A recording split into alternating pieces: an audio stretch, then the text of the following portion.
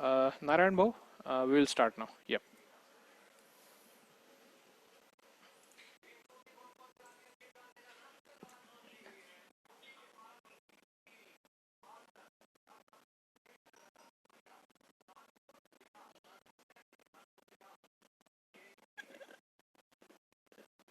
एक मिनिट नारायण भाऊ, I guess you are on mute. या तुम्हाला अनम्यूट केलेलं आहे आता. या राईट. Good evening everyone. सगळ्यांना आज महाराष्ट्र दिनाच्या हार्दिक शुभेच्छा. बँगलोर मराठी परिवारासाठी हे सेशन घेता मला खूप आनंद होतोय आणि आज योग चांगला आहे असं मला वाटतं. आजच्या सेशनमध्ये आपण कुठल्याही प्रकारच्या स्कीम्स विषयी, फंड हाऊसेस विषयी किंवा परफॉर्मन्स विषयी, रिटर्न्स विषयी बोलणार नाही आहोत. We are going to discuss something different. ते काय आहे आपल्याला कळेलच. सो आजच्या आपल्या प्रेझेंटेशनचा टॉपिक आहे asset allocation through mutual funds. तर ह्या टॉपिकचा सगळ्यात पहिला पार्ट जाणून घेऊयात आपण की what is asset allocation. So, by definition, if you want to just describe what is asset allocation, it is an investment strategy that aims to balance risk and reward by apportioning a portfolio's assets according to an individual's goals, risk tolerance, and investment horizon. या definition मध्ये, ही definition थोडीशी क्लिष्ट वाटते, खूप अवघड वाटते समजून घ्यायला. त्यातले काही कीवर्ड्स आहेत ते आपण समजून घेऊयात की असेट ॲलोकेशन मधले कीवर्ड्स काय आहेत. फर्स्ट थिंग आपण जे पाहिली that is assets. Asset allocation मध्ये सगळ्यात महत्त्वाचा पार्ट आहे असेट्स.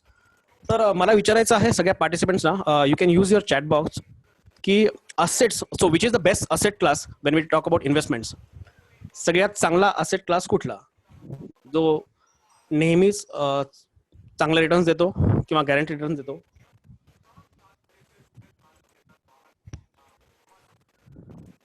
ओके, आन्सर्स काही आहेत. Equity, stock market, real estate, insurance, gold.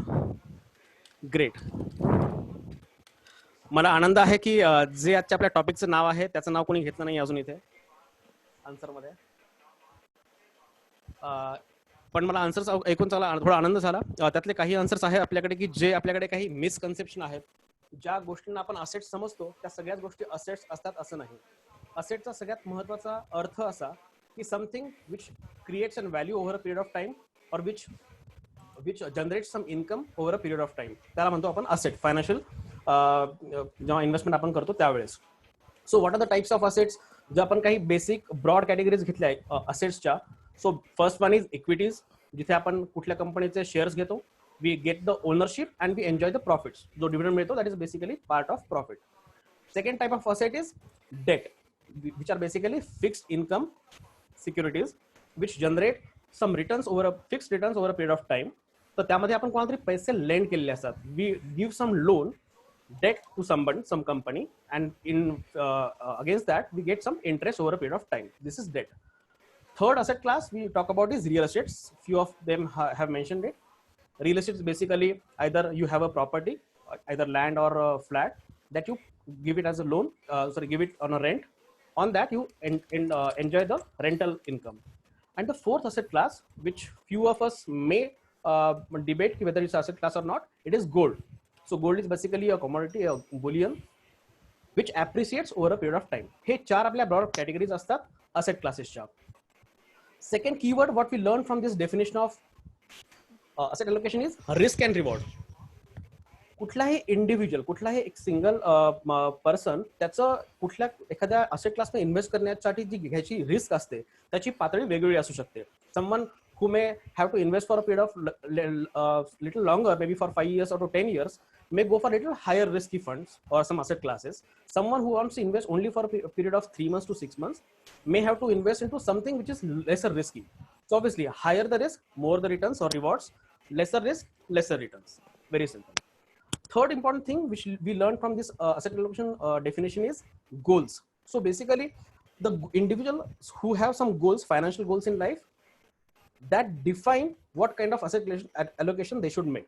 The goals which are short term in nature should invest into something which is less risky, obviously giving lesser returns. Which the goals which are little longer in time horizon, obviously they should invest into something little higher risky asset classes.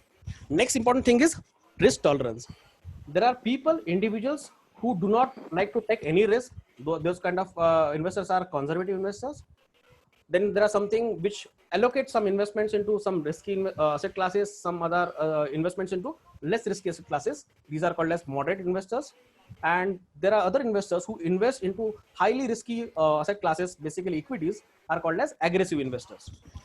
Next important keyword what we learned from this definition is investment horizon. So again, as we discussed, if you are investing for a short term, better choose an asset class which is giving you little stable returns, fixed returns. If you are investing for a medium or long term investments, long term period, then better you choose an asset class according to your requirement. So these are the 5 keywords which we learn from this asset allocation definition. साध्या शब्दात सांगायचं तर आपल्याकडे आपण म्हणतो की आपल्या हाताला 5 बोटं असतात. प्रत्येक बोटाचं वेगळं महत्व आहे. जोपर्यंत एखादी गोष्ट आपण पूर्ण 5 बोटांनी पकडून उचलत नाही तोपर्यंत ती चांगल्या आपल्या शक्तीने आपल्याला ती उचलता येत नाही. तर अशाच पद्धतीने प्रत्येक असेटचं वेगळं महत्व असतं.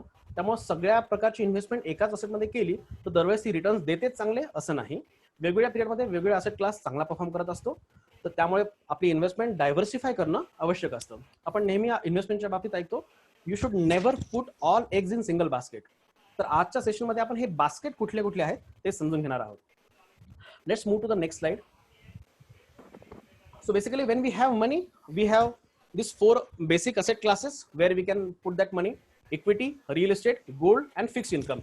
या fixed income ला आपण debt असं सुद्धा म्हणतो because there is a borrowing, one party borrows from other and in return of that they pay some interest for a fixed period of time. जर आपण विचार केला की ह्या asset classes मध्ये कुठल्या फॉर्म मध्ये आपण इन्व्हेस्टमेंट करू शकतो, when we talk about equity, so we have large cap shares, the companies top 100 companies as per market capitalization. Then we have mid cap stocks, so basically the companies from 101 to 250 of as per market capitalization in stock exchanges. And third one are small cap stocks, so 251 and above. So all those shares are categorized as small cap stocks. When we talk about debt, we have government bonds, we have corporate bonds. In that again there are subcategories: treasury bills, CPs, CDs, so many things are there. When we talk about gold, we can invest either in a physical gold or paper gold. So physical gold ज्यात आपण either ornaments, खरं तर हा gold मध्ये investment करण्याचा part नाहीये. Ornaments we buy just because we like it, we want to buy gold ornaments. पण जर इन्व्हेस्टमेंट करायची असेल तर we can buy gold bars or gold coins if you want to buy a physical gold. Second is paper gold. इथे असतं gold funds आणि ETFs, exchange traded funds.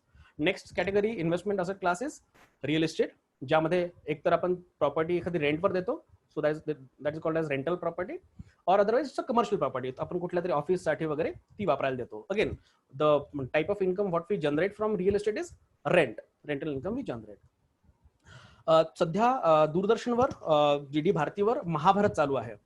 तर महाभारतामध्ये तुम्हाला सगळ्यांना कथा माहित असेल की पांडवांची 5 पांडव होते, कुंतीचे आणि माद्रीचे मिळून 5 पांडव मुलं होते. त्या प्रत्येक पांडवाची एक वेगळं वैशिष्ट्य होतं, एक त्यांच्याकडे स्किल होतं जे बाकी सगळ्या योद्ध्यांपेक्षा, त्या काळातल्या योद्ध्यांपेक्षा सगळ्यात जास्त चांगलं होतं.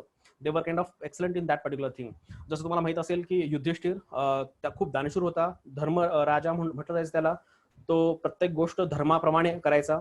भीम खूप शक्तिशाली होता, गदायुद्धात त्याचा कोणी मुकाबला करू नाही शकायचा. अर्जुन सर्वश्रेष्ठ धनुधारी होता त्या काळातला, त्यांच्या ह्याच्यातला. नकुल खूप सुंदर होता दिसायला आणि त्यासोबत त्याला घोड्यांची चांगली पारख होती. आणि त्याचबरोबर सहदेव, तो युद्ध नीतीमध्ये खूप कुशल होता.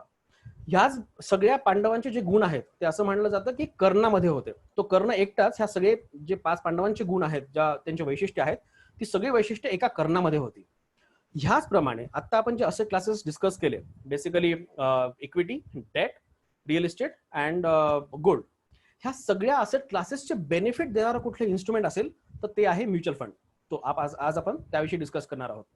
जर मला इक्विटीमध्ये इन्व्हेस्ट करायचं असेल तर मी म्युच्युअल फंड थ्रू करू शकतो का? येस, करू शकतो. मला डेट इन्स्ट्रुमेंट इन्व्हेस्टमेंट करायची असेल, म्युच्युअल फंड थ्रू करू शकतो का? हो, करू शकतो. रिअल इस्टेटमध्ये करू शकतो का? हो. गोल्डमध्ये करू शकतो का? हो. म्हणजे म्युच्युअल फंड हे स्वतः कुठलाही असेट क्लास नाहीये. म्युच्युअल फंड हे बेसिकली एक व्हेकल आहे ज्याद्वारे तुम्ही वेगवेगळ्या असेट क्लासेसमध्ये इन्व्हेस्टमेंट करू शकता. एक उदाहरण द्यायचं म्हटलं तर आपल्या बँगलोर मराठीचे मंदार फडके सगळ्यांना माहित असेल, मंदार भाऊ. तर त्यांना तुम्ही कधी फोन करा की भाऊ मला कन्याकुमारीला जायचं, गाडी पाहिजे, 6 लोक आहोत आम्ही, गाडी मिळेल का? ते म्हणतात हो मिळेल. दुसरा कोणीतरी विचारतो की भाऊ मला दिल्लीला जायचंय फ्लाईट बुकिंग ना, तो तुमच्या थ्रू बुकिंग करता येईल का? ते म्हणतात हो. कोणीतरी म्हणतो की मला अंदमान निकोबारला जायचंय, मध्ये आम्हाला जहाजानं जायचं तिकडे, तुम्ही बुकिंग करून देऊ शकता? हो. सो बेसिकली एकाच व्यक्तीकडे तुम्हाला प्रत्येक प्रकारचं सोल्युशन मिळतं. So similarly, in mutual funds, you get opportunity to invest into different asset classes, obviously by choosing different funds. पण अल्टिमेटली जो व्हेकल आहे मोठ्या प्रकारचं दॅट इज म्युच्युअल फंड्स. दुसरं एक्झाम्पल द्यायचं म्हटलं तर मेक माय ट्रिपचं वेबसाईट. एकाच वेबसाईटवरनं तुम्ही कुठल्याही प्रकारचं वाहन चूज करू शकता. Similarly mutual fund helps you to invest into different asset classes. So let's understand the asset classes first. त्यानंतर आपण बघूयात की म्युच्युअल फंड थ्रू आपण ह्या असेट क्लासेसमध्ये कशा प्रकारे इन्व्हेस्टमेंट करू शकू. First asset classes again debt. ज्या प्रकारे आपण आता डिस्क्राईब केलं, debt is basically a borrowing. It is a loan given by one party to another party. इथं तुम्ही काही त्याचे फीचर्स आम्ही दिलेले आहेत डेटचे, तुम्ही वाचू शकता. So debt is an amount of money borrowed by one party from another. It carries fixed interest which requires timely payments. जेव्हा एखादी कंपनी कुठला डेट इन्स्ट्रुमेंट इश्यू करते, एक्झाम्पल डिबेंचर्स, आपण डेटचं फुल फॉर्म आहे डिबेंचर्स. तर डिबेंचर्स इश्यू करते, त्यात त्यांनी सांगितलेलं असतं की जसं example Shriram Finance is issuing 8.7% NCDs non convertible debentures for with maturity त्यांची जी काय असेल ती. त्या बॉन्डच्या नावामध्ये तुमच्या कंपनीचं नाव, त्या कुठल्या टाईपचा बॉन्ड आहे तो त्याचं नाव, त्याचा रेट ऑफ इंटरेस्ट आणि मॅच्युरिटी, ह्या सगळ्या गोष्टी मेन्शन केलेल्या असतात. याचा अर्थ काय, त्यात फिक्स्ड इंटरेस्ट असतं जी कंपनी तुम्हाला पे करणार असते, कारण कंपनीने तुमच्याकडून त्या तेवढ्या अमाऊंटचं डेट इन्स्ट्रुमेंटच्या अमाऊंटचं लोन घेतलेलं असतं. दुसरं, त्यात मॅच्युरिटी डेट पण दिलेली असते. याचा अर्थ कंपनी सांगितलं असं तुम्हाला आधीच की एवढ्या दिवसानंतर तुमचा हा बॉन्ड मॅच्युअर होणार आहे, त्यानंतर तुमच्याकडून घेतलेले पैसे आम्ही तुम्हाला परत देऊ. तिसरी गोष्ट, कुठल्या प्रकारचं बॉन्ड आहे ते सुद्धा त्यात मेन्शन केलेलं असतं, कारण बॉन्ड्समध्ये सुद्धा वेगवेगळे प्रकार असतात. नंतर ह्यात तो इंटरेस्ट मिळतो आपल्याला कुठल्याही बॉन्डमध्ये इन्व्हेस्टमेंट केल्यानंतरचा, तो ऑब्व्हियसली तो टॅक्सेबल आहे नेचरमध्ये, त्यावर आपला टॅक्स भरायला लागतो. तर त्यामुळे काय त्याचे टॅक्स बेनिफिट सुद्धा अवेलेबल असतात. जसं की इंडेक्सेशन बेनिफिट खूप महत्वाचं बेनिफिट आहे, जे जर तुम्ही कुठल्या बॉन्डमध्ये इन्व्हेस्टमेंट 3 वर्षापेक्षा जास्त काळासाठी केली तर त्याबरोबर तुम्हाला इंडेक्सेशन बेनिफिट मिळू शकतं. त्यामुळे तुम्हाला जो टोटल त्यावर इन्कम टॅक्स पे करायचा आहे, कॅपिटल गेनचा टॅक्स पे करायचा आहे, तो कमी होतो. दुसरं अजून एक महत्वाचं फीचर बॉन्ड्सचं किंवा डेटचं, की debt can be secured or unsecured. म्हणजे कुठल्या तरी असेटच्या अगेन्स्ट तुम्हाला डेट ते सिक्युअर केलेलं असू शकतं. एक्झाम्पल, एखादी कंपनी लोन घेतीये कुठल्या तरी बँकेकडनं वगैरे, तर त्या केसमध्ये कंपनीज काय म्हणते की आमच्याकडे ह्या 10 मशीन्स आहेत, त्या मशिनरीज आम्ही मॉर्गेज म्हणून ठेवू आणि त्याबद्दल आम्हाला लोन द्या. जर आमच्याकडनं हे लोन पे नाही झालं तर ऑब्व्हियसली ही ह्या मशीन्सची मालकी तुमची असेल. तो सिमिलरली जेव्हा कंपन्या किंवा गव्हर्नमेंट बॉन्ड मार्केटमध्ये बॉन्ड्स इश्यू करतात, तर ते सिक्युअर्ड किंवा अनसिक्युअर्ड या नेचरचे असू शकतात. आय होप इथे क्लिअर आहे. कुणाला जर मध्ये काही क्वेरी वाटली तर तुम्ही नक्कीच चॅट बॉक्समध्ये प्लीज पिंग करू शकता मला. Okay, now let's understand what are different types of instruments. तर आपण ह्या डेट इन्स्ट्रुमेंटला शॉर्ट टर्म आणि लॉंग टर्म अशा भागात आपण डिवाइड करू शकतो. So short term debt instruments are basically money market instruments, जे 1 दिवस ते 3 महिने ह्या पिरियडसाठी आपण इन्व्हेस्टमेंट करतो. जनरली जो ट्रेजरी बिल्स आपण इथं मेन्शन केलेला आहे, तो ट्रेजरी बिल्स म्हणजे जेव्हा गव्हर्नमेंटला पब्लिक मधनं म्हणजे मार्केटमधनं पैसे हवे असतात, सो आरबीआय त्यांच्या बिहाफवर, गव्हर्नमेंटच्या बिहाफवर ट्रेजरी बिल्स इश्यू करते. तो treasury bills is could be for 1 day, 3 day, 7 days अशा शॉर्ट पिरियडसाठी असू शकतं. आता मग हे ट्रेजरी बिल्स घेतं कोण, तर मग बँका विकत घेतात किंवा फायनान्शियल इन्स्टिट्यूशन्स जसं की इन्शुरन्स कंपन्या, म्युच्युअल फंड कंपन्या, हे ते ट्रेजरी बिल्स विकत घेतात. त्याचं ड्युरेशन खूप छोटंच असतं, पण ऑब्व्हियसली त्याच्यावरचा इंटरेस्ट पण कमी असतो. Then commercial papers and certificate of deposits. एखादी कंपनी जेव्हा डेट इन्स्ट्रुमेंट इश्यू करते, तो ते कमर्शियल पेपर असं त्यांना म्हटलं जातं. आणि जेव्हा एखादी बँक ते डेट इन्स्ट्रुमेंट्स इश्यू करते, तेव्हा त्याला आपण सर्टिफिकेट ऑफ डिपॉझिट म्हणतो. आता ह्याचं एक समजून घेण्यासाठी मी सोपं उदाहरण देईल की माझ्याकडे समजा 1 लाख रुपये आहेत, तर मी बँकेत जातो आणि बँकेला सांगतो की मला हे 1 लाख रुपये तुमच्याकडे FD फिक्स्ड डिपॉझिट म्हणून ठेवायचे आहेत. मग बँक काय करते की ते 1 लाख रुपये घेते माझ्याकडनं आणि त्या बदल्यात मला FDचं सर्टिफिकेट देते. यात काय होतंय की मी बँकेत डिपॉझिट ठेवते, माझ्यासाठी हे इन्कम जनरेट करणारं इन्स्ट्रुमेंट झालं, पण बँकेसाठी ते लोन आहे. का, कारण बँक त्यावर तुम्हाला इंटरेस्ट देणार आहे काहीतरी.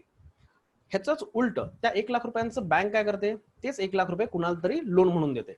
जेव्हा ते लोन देते तेव्हा जो लोन घेणारा व्यक्ती आहे त्याच्यासाठी ते लायबिलिटी असते. का, कारण त्याच्यावर तो इंटरेस्ट पे करतो आणि त्या लोनचा टेन्युअर सुद्धा ठरलेला असतो की तुम्हाला हे लोन 5 वर्षात फेडायचं आहे, होम लोन असेल तर 20 वर्षात फेडायचं आहे असं. याच प्रकारे जेव्हा कंपन्यांना, वेगवेगळ्या कंपन्यांना जेव्हा मार्केटमधनं, पब्लिकमधनं जेव्हा असं लोन घ्यायचं असतं, त्यावेळेस ते असं सर्टिफिकेट डिपॉझिट इश्यू करतात बँका असतील तर, किंवा बाकीच्या कंपन्या असतील, जसं एक्झाम्पल द्यायचं म्हटलं तर HDFC लिमिटेड. तर HDFC लिमिटेड ही हाऊसिंग फायनान्स कंपनी आहे. ती वेगवेगळ्या कंपन्यांना वेगवेगळ्या प्रोजेक्ट्सला फायनान्स प्रोव्हाइड करते, लोन प्रोव्हाइड करते प्रोजेक्ट्सला मोठ्या. इंडिव्हिज्युअल सुद्धा त्यातनं लोन घेऊ शकतात. तर मग HDFC कडे येणारा कुठून पैसा येणार? तर HDFC काय करते, मग मार्केटमध्ये जाते, त्यांना सांगते की आम्ही असे कमर्शियल पेपर्स इश्यू करतोय, त्याचा आम्ही रेट ऑफ इंटरेस्ट एवढा देऊ. आता कंपन्यांना तो मार्केटमधनं पैसे हवे असतात, म्हणून ते काय सांगतात की आम्ही बँक तुम्हाला जेवढी FD वर इंटरेस्ट देते त्यापेक्षा थोडंसं जास्त इंटरेस्ट देऊ. ज्या कंपन्यांची क्रेडिट रेटिंग चांगलं असतं, म्हणजे त्या कंपन्या खूप वर्षांपासून त्या बिझनेसमध्ये असतात, त्यांची प्रॉफिटेबिलिटी चांगली असते, फायनान्शियल स्टॅबिलिटी चांगली असते, त्या कंपन्या काय म्हणतात की आम्ही रेट ऑफ इंटरेस्ट कमीच ऑफर करू. का? कारण आमचा ब्रँड चांगला आहे, लोकांना माहिती आहे की आम्ही आमचं लोन बुडवणार नाही. जर आम्ही तुमच्याकडून पैसे घेतले तर आम्ही तुम्हाला हमखास पैसे देणार, वेळच्या वेळ देणार. ज्या कंपन्या नव्या असतात, त्यांचं तेवढं क्रेडिट वर्दिनेस नसतो मार्केटमध्ये, त्या काय म्हणतात की आम्ही थोडंसं जास्त रेट ऑफ इंटरेस्ट देऊ. कारण आपल्याकडे माहिती आहे, आपल्याकडे नॅशनलाइज बँक तशा सगळ्यात जास्त सिक्युअर्ड किंवा सगळ्यात जास्त सेफ समजल्या जातात. पण ज्या प्रायव्हेट बँक असतात त्या नॅशनलाइज बँकेपेक्षा थोडं जास्त रेट ऑफ इंटरेस्ट देतात, ऑफर करतात. एक्झाम्पल द्यायचं तर SBI ने सध्या सेव्हिंग्स बँक अकाउंटवर रेट ऑफ इंटरेस्ट सध्या केलेला आहे 2.75%, 2.75%. 1 इयरचा त्यांचा बँक FDचा रेट आहे 5.7%, 6% कमी. त्याच्याच अगेन्स्टमध्ये येस बँक जितके दिवस प्रोव्हाइड करत होती किंवा IDFC 7% तुम्हाला इंटरेस्ट ऑफर करतात तुमच्या सेव्हिंग्स बँक अकाउंटवर. पण अगेन त्यात त्यांचे काही कंडिशन्स आहेत की तुम्ही 1 लाख बॅलन्स मेंटेन करायला हवं वगैरे. का? कारण IDFC SBI इतकी जुनी कंपनी, जुनी बँक नाहीये, त्यांनी आता बँकिंग इंडस्ट्रीमध्ये पाऊल ठेवलंय आणि त्यांना लोकांकडून डिपॉझिट घ्यायचे आहेत, लोकांना अट्रॅक्ट करायचं आहे, म्हणून ते रेट ऑफ इंटरेस्ट जास्त आपला ऑफर करतात. आता ह्याच्याच जागेवर एखादी कोऑपरेटिव्ह बँक असेल की जिचं कार्यक्षेत्र फक्त एका छोट्या भागापुरतं असेल, महाराष्ट्रात खूप कोऑपरेटिव्ह बँक आहेत, कोल्हापूर सारख्या भागात एखादी कोऑपरेटिव्ह बँक असेल, तर ती बँक काय म्हणते की IDFC तुम्हाला 7% देते ना, आम्ही तुम्हाला सेव्हिंग्स अकाउंटवर 8% रिटर्न देऊ, तुम्ही आमच्याकडे इन्व्हेस्ट करा. पण अशा वेळेस आपली रिस्क सुद्धा जास्त असते. का? कारण ती क्रेडिट कोऑपरेटिव्ह बँक जी आहे ती काही भागापुरतीच मर्यादित आहे. जर लोकांनी त्या बँकेकडनं जे लोन घेतलंय ते जर त्यांनी बँकेला नाही परत केलं तर बँकेनं आपलं जे डिपॉझिट घेतलंय ते आपल्याला परत करू शकणार नाही. सो इथं रिटर्न जास्त मिळत आहेत, पण त्याचबरोबर रिस्क सुद्धा जास्त आहे. नंतर शॉर्ट टर्म मध्ये कॉल मनी आणि CBLO हे पण डेट इन्व्हेस्टमेंटचे प्रकार आहेत. मी हे थोडंसं शॉर्टमध्ये घेईल कारण आपल्या बाकीच्या बऱ्याच स्लाइड्स कम्प्लीट करायच्या आहेत. जर डेट इन्स्ट्रुमेंट आपण लांबचा विचार केला, लॉंग टर्म कुठले इन्स्ट्रुमेंट असतात ते, तर एक तर आहे फिक्स्ड डिपॉझिट, जे आपण आताच बोललो की ज्या NBFCs मध्ये वगैरे आपण FDs तयार करतो, ते सुद्धा लॉंग टर्म साठी आपलं एक डेट इन्स्ट्रुमेंट असतं. त्यात आपण पैसे देतो एखाद्या NBFC ला, जसं की HDFC लिमिटेड किंवा श्रीराम ट्रान्सपोर्ट फायनान्स. नेक्स्ट आहे बॉन्ड्स, NCDs किंवा डिबेंचर्स. मी आताच एक्झाम्पल दिलं होतं की श्रीराम फायनान्सनं एखादे बॉन्ड्स किंवा NCDs इश्यू केल्या, तर ते सांगतात की आमचा रेट ऑफ इंटरेस्ट एवढा एवढा आहे आणि आम्ही हे 5 वर्षांसाठी डिबेंचर्स इश्यू केलेले आहेत. Very simple. नेक्स्ट आहे सिक्युरिटायझेशन अँड पास थ्रू सर्टिफिकेट. आता ह्यात काय होतं की एक्झाम्पल एखादा रिअल इस्टेटचा बिल्डर आहे, तर सध्या रिअल इस्टेट थोडेसे अजूनही अवघड झाले त्यांना पैसे रेज करणं, कारण काही मध्यंतरी काही जणांनी डिफॉल्ट केलं त्यावर. सो कोणाला तरी आता सांगायचं की मला नवीन पैसे घ्यायचेत मार्केटमधनं, पण माझी क्रेडिट क्वालिटी थोडीशी कमी आहे माझ्या असेट्सची. का? कारण मी बिल्डर आहे. जर माझा प्रोजेक्ट मध्येच थांबला, आता गव्हर्नमेंटनं काही अजून नवीन रूल्स आणले त्यामुळं, तर मला डेट रिपेमेंट करता येणार नाही. मग मी काय म्हणतो की माझ्याकडे जे असेट्स आहे सध्या, एक्झाम्पल घ्यायचं म्हटलं तर ब्रिगेड किंवा आपला मंत्री जे डेव्हलपर्स आहेत, तर मंत्री मॉल तुम्हाला माहित असेल सगळ्यांना. तर मंत्री मॉल ते काय म्हणतात की आमच्याकडे सध्या मंत्री मॉल आमची स्वतःची प्रॉपर्टी आहे, मंत्री मॉल म्हणतं आम्हाला दर महिन्याला एवढा एवढा इंटरेस्ट जनरेट होतो, तर तुम्ही जे काही आम्हाला लोन द्याल त्याचं रिपेमेंटच्या अगेन्स्ट आम्हाला तुम्हाला त्यातलं इन्कम सुद्धा आम्ही सिक्युरिटाईज करतो. म्हणजे जर तुमचं लोन घेतल्यानंतर त्यावर आम्ही इंटरेस्ट पे नाही करू शकलो किंवा तुम्हाला लोन परत नाही देऊ शकलो, तर आमचं ह्या मंत्री मॉलमध्ये येणारं रेंटल इन्कम जे आहे ते सगळं तुमचं होईल. सो ह्या प्रकारे सुद्धा लॉंग टर्म साठी डेट किंवा बॉरोइंग घेतलं जातं. हे त्याचे प्रकार आहेत. Let's move to the next slide. So basically what are the benefits of investing into debt investments. म्हणजे आज मला ह्या डेट इन्व्हेस्टमेंट जास्त डिस्कस करायला जास्त आवडेल, कारण बऱ्यापैकी आपल्याकडे इक्विटीमध्ये इन्व्हेस्ट करणारे, म्हणजे स्टॉक मार्केटमध्ये शेअर्समध्ये इन्व्हेस्ट करणारे किंवा इक्विटी म्युच्युअल फंडमध्ये इन्व्हेस्ट करणारे भरपूर जण आहेत. पण डेट प्रोडक्ट्स काय असतात किंवा डेट चे म्युच्युअल फंड्स कुठले असतात, त्यामध्ये इन्व्हेस्टमेंट केल्यानंतर काय फायदा होतो, हे आपल्यापैकी बऱ्याचपैकी कमी जणांना माहिती आहे. त्यामुळे आजचा हा टॉपिक मला असं वाटतं की सगळ्यांना उपयोगी ठरेल. पाहूयात की त्याचा बेनिफिट्स काय असतात. So basically the benefits of investing into debt funds are lower volatility as compared to equity. As we have seen, equity markets ह्या कोरोनाच्या इफेक्टमुळं जॅन 2020ला 14 जॅन 2020ला ऑलमोस्ट 42,000च्या आसपास गेलेलं होतं Sensex, which has gone down to 25,900 on 23rd-24th March. इतक्या खाली आलेलं होतं. There is some recovery obviously. काल मार्केट 33,700 काहीतरी क्लोज झालं सेन्सेक्स. तर ही जी व्हॉलॅटिलिटी आहे म्हणजे गेल्या दीड महिन्यामध्ये मार्केट, सो एवढी जास्त व्हॉलॅटिलिटी डेट मार्केटमध्ये नसते. डेट मार्केटमध्ये शेअर मार्केटमध्ये मार्केट वर जाते का खाली जाते ह्याच्यामुळं मिळणाऱ्या रिटर्न्सवर कुठलाही परिणाम होत नाही. Next is diversification. सगळे पैसे आपण इक्विटीमध्ये टाकले तर इक्विटी बेसिकली काय ओनरशिप, पण तिथेच काही इश्यू झाला. जसं एक्झाम्पल था अनिल अंबानीचं ग्रुपचं घेऊयात आपण, त्यांच्या काही बिझनेसमध्ये त्यांना लॉस झाला. सो ज्यांच्याकडे त्याचे शेअर्स होते त्यांच्या सगळ्या शेअर्सची प्राइस कमी झाली. Similar case was with yes bank. Yes बँकमध्ये ज्यांची इन्व्हेस्टमेंट होती त्यांची पण खूप इन्व्हेस्टमेंट खाली गेली. सो सगळी इन्व्हेस्टमेंट आपण इक्विटीमध्येच केली तर आपली रिस्क खूप जास्त कॉन्सन्ट्रेट होईल एकाच असेट क्लासमध्ये. सो त्यासाठी we have to diversify our investments into different asset classes. तो एक बेनिफिट होतो डेटमध्ये इन्व्हेस्टमेंट केल्यामुळे. Next thing is regular cash flows. जर तुम्ही डेट इन्स्ट्रुमेंट डायरेक्टली इन्व्हेस्ट करत असाल कुठल्या एनसीडीज मध्ये वगैरे, तर त्यांचं जे इंटरेस्ट पेमेंट असतं ते जनरली रेग्युलर असतं, specially from the companies which are higher rated like AAA rated and all. त्यांच्याकडनं तुम्हाला रेग्युलर इंटरेस्ट पेमेंट होत असतं त्यांची जी फ्रिक्वेन्सी आहे त्यानुसार. And next is flexibility in investment horizon. आता मला जसं सुटेबल आहे तसा मी डेट इन्स्ट्रुमेंट निवडू शकतो. If my requirement is to invest for 2 to 6 months, I can invest accordingly. If my requirement is to invest for a 5 years kind of bond or NCD, I can invest accordingly. So it is again up to me, based on my requirement, my investment horizon, I can choose a debt product. Okay. Now let's move to the next slide. Let's understand what are the investment avenues of investing into debt asset class. Debt asset class मध्ये investment करण्याचे वेगवेगळे मार्ग कुठले आहेत. So आपल्या traditionally आपण जे पाहतो PPF, पब्लिक प्रॉव्हिडंट फंड, ज्यात लोक इन्व्हेस्ट करतात, तो गव्हर्नमेंटचा आहे म्हणून सगळ्यात जास्त सेफ आहे अशा पद्धतीनं आपल्याकडे ते पॉप्युलर आहे. पण त्यात फक्त एकच इश्यू असतो की त्याचा इन्व्हेस्टमेंट पिरियड जो असतो तो 15 वर्षांचा असतो. It's of 15 years.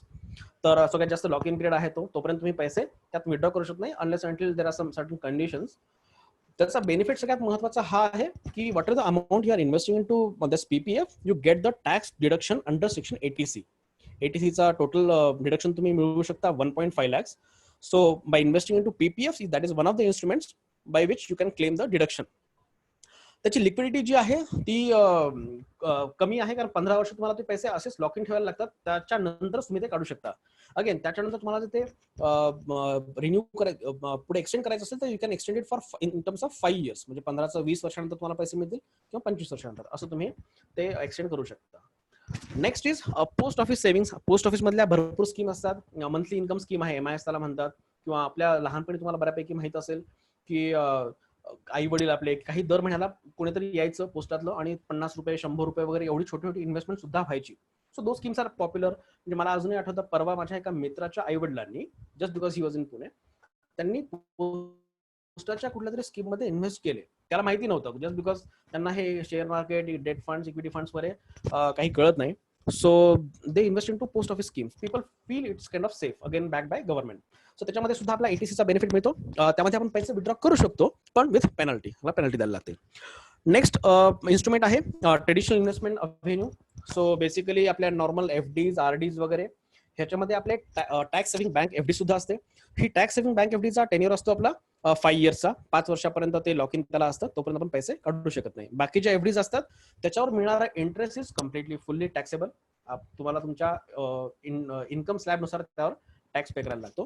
जर मी एखादी FD ब्रेक केली, म्हणजे मी वर्षभराची FD केली होती, 6 महिन्यात ब्रेक केली, तर again I get some penalty. तर पेनल्टीमध्ये आजकाल त्यांनी ते इंटरेस्ट कमी करतात. सो त्या पिरियड पुरता जेवढा इंटरेस्ट आहे तेवढाच तुम्हाला तो पे केला जातो. 1 वर्षाचा पूर्ण पे केला जात नाही.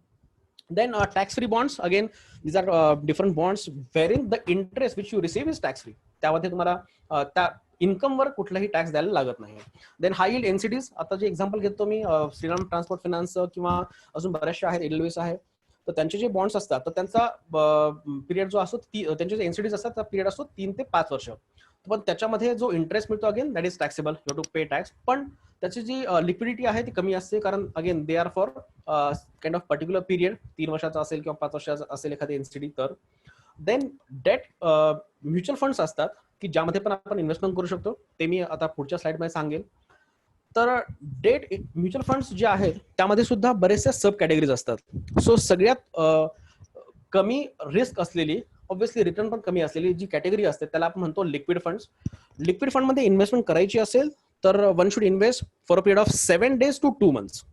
का? कारण लिक्विड फंडची जी इन्व्हेस्टमेंट होते ती अशा इन्स्ट्रुमेंटमध्ये होते की ज्यांची जी मॅच्युरिटी आहे ती अप टू 91 days पर्यंत आहे, 3 महिन्यापर्यंतच आहे अशी.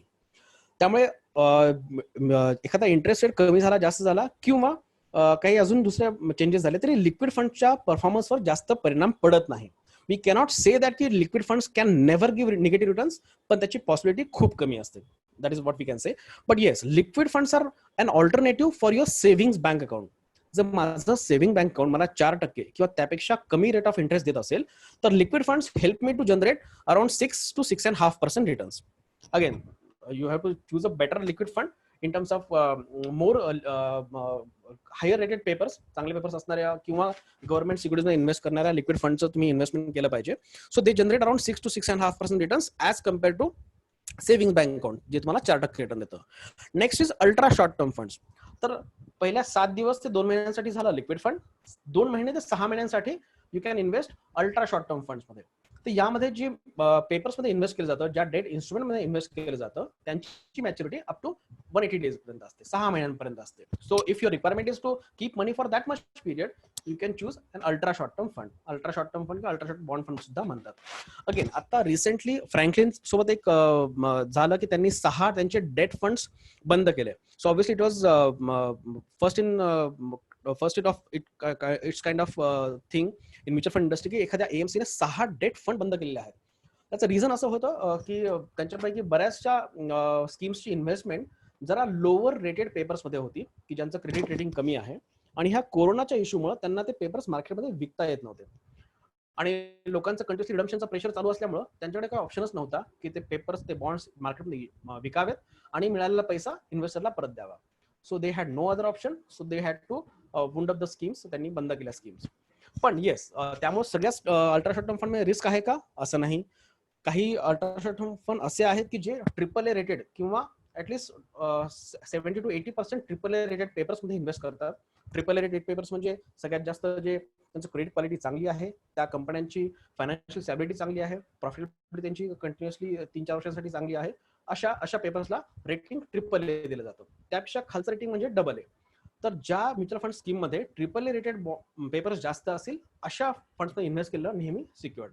पण जसं सांगितल्याप्रमाणे ज्यांचं रेटिंग जास्त त्यांनी ऑफर केलेला इंटरेस्ट कमी. सो तुम्हाला ते चूज करायचं आहे की रिटर्न्स आणि क्रेडिट क्वालिटी. ह्यामध्ये क्रेडिट क्वालिटी जर महत्व दिलं तर रिटर्न्स थोडेफार कमी आले तरी चालतील, पण ते जास्त सेफ असतील. Next category in short term funds is again for something which where you can invest for 6 months to 1.5 years. जर तुम्हाला इन्व्हेस्ट करायचं असेल तर तुम्ही शॉर्ट टर्म फंड्स मध्ये इन्व्हेस्ट करू शकता. हे फंड्स एनसीडीज मध्ये इन्व्हेस्ट करतात, गव्हर्नमेंट बॉन्ड्स इन्व्हेस्ट करतात, कॉर्पोरेट बॉन्ड्स मध्ये इन्व्हेस्ट करतात की ज्यांची मॅच्युरिटी 1.5 वर्षापर्यंत आहे जवळपास. Next is medium term funds and dynamic bond funds. हे सुद्धा डेट म्युच्युअल फंडचे प्रकार आहेत. यामध्ये सुद्धा तुम्ही 1 वर्ष ते 3 वर्ष ह्या पिरियडसाठी इन्व्हेस्टमेंट करू शकता. लॉंग टर्म इन्कम फंड्स आणि लॉंग टर्म गिल्ड फंड्स. हे फंड्स लॉंग टर्म इन्व्हेस्टमेंट करायचे असेल तुम्हाला डेट कॅटेगरीमध्ये तर सुटेबल असतात. गिल्ड फंड म्हणजे जे बेसिकली गव्हर्नमेंट सिक्युरिटीज, जीसेक म्हणतो आपण त्याला, त्यामध्ये इन्व्हेस्टमेंट करतात. सो हे वेगवेगळ्या प्रकारचे फंड्स आहेत डेट म्युच्युअल फंडचे. One should invest into these fund as a part of asset calculation. सगळे इन्व्हेस्टमेंट इक्विटीमध्ये करून किंवा इक्विटी म्युच्युअल फंडमध्ये करून दरवेळेस रिटर्न मिळतात असं नाही. We have to balance it out. We have to make a strategy of allocating the assets into different asset classes. एक छोटंसं हे दाखवतंय. जो कोणी कॉन्झर्वेटिव्ह इन्व्हेस्टर आहे ज्याला फक्त कॅपिटल प्रिझर्व करायचं आहे for less than 1 year he should choose a liquid fund. For 1 to 3 years he can choose a short duration fund. For more than 3 years he can choose a low duration fund. हे खूप जो conservative reservation तर करायचं आहे plus थोडी growth हवी आहे. He should choose for less than 1 year low duration fund, 1 to 3 years short duration fund and more than 3 years medium duration fund. जो अग्रेसिव्ह इन्व्हेस्टर आहे डेट फंड मध्ये त्याला अग्रेसिव्ह इन्व्हेस्टमेंट करायची आहे. He should invest for 1 to 3 years into credit risk fund, and for more than 3 years he should invest into dynamic bond funds. I hope this is clear. काय असेल तर तुम्ही query नक्की विचारू शकता. Let's move on to the next asset class which is equity. बऱ्यापैकी लोकांना equity asset class माहिती आहे, त्यामुळे ह्याची खूप वेगळे सांगायची आवश्यकता नाही, तर एक साध्या शब्दामध्ये सांगतो. सो बेसिकली इक्विटी म्हणजे ownership. By purchasing shares of some company you become owner of those many shares. तेवढ्या पार्टचा तुम्ही ओनर बनता. मग कंपनी जेव्हा जेव्हा काही प्रॉफिट कमावते, so you get a part of that profit by way of dividend. त्या प्रॉफिटच्या पार्टला डिव्हिडंड म्हणतात. So you become a owner, you get the profit. कंपनीने प्रॉफिट कमवलाच नाही तर तुम्हाला डिव्हिडंड मिळणार नाही.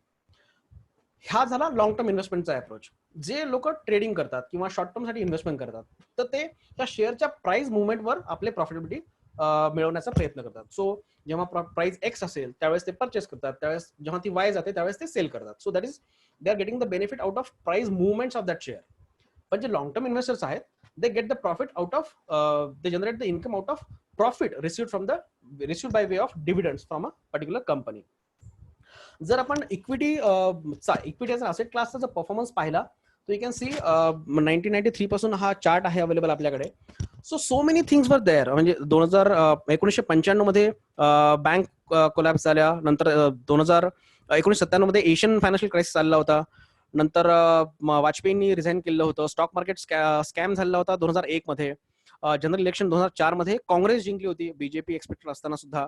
सो त्यानंतर एक बुल रन झाला इंडियन इक्विटी मार्केटमध्ये. त्यानंतर 2008 ला सगळ्यात टॉपवर गेल्यानंतर लेमन क्रायसिस झाला, त्यानंतर मार्केट खूप क्रॅश झाला होता. 2020 मध्ये जे आपण पाहतोय, सगळेजण तुम्हाला सांगत असतील की similar crash had happen in 2008 also. खूप स्टीप क्रॅश झाला होता. पण त्यानंतर परत मार्केट तिथंच थांबलं का? नाही. So it went up. तुम्ही जर पाहत असाल तर 2019 पर्यंत किंवा आता हे कोरोनामुळे जो फॉल झाला त्याच्या आधीपर्यंत market has stud almost 42,000 level. जे 100 रुपयापासून सेन्सेक्स जो बेंचमार्क आहे तो सुरू झाला होता इन 1979. तेव्हापासून within some 39 years it has reach to this one 42,000 level. म्हणजे 4,200 टाइम्स इट हॅज ग्रोन. एवढं जास्त प्रमाणात तो ग्रो झालेला आहे. बरं, जेव्हा प्रत्येकाला वाटलं की नाही आता this is the peak of market, this is peak of Sensex, त्याच्यावर सेन्सेक्स वर जाणं शक्य नाही, it will come down only. पण असं दरवेळेस जे प्रेडिक्शन होतं ते चुकलेलं आहे.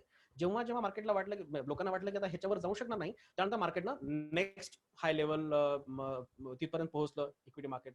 जेव्हा वाटलं की नाही आता ह्याच्यावर जाणं शक्यच नाही, त्यावर गेलं.